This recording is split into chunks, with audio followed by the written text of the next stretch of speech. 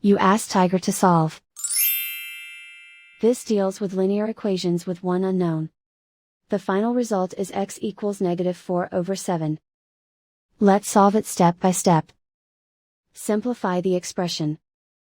Break up the fraction. Find the greatest common factor of the numerator and denominator.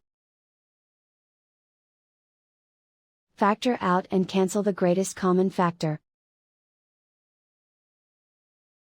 Expand the parentheses. Group like terms.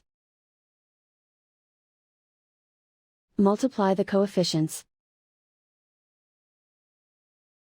Simplify the arithmetic.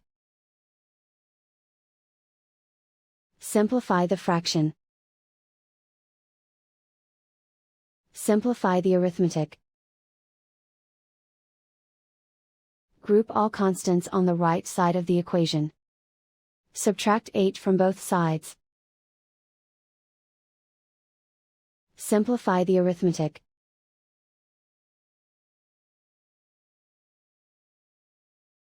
Isolate the x.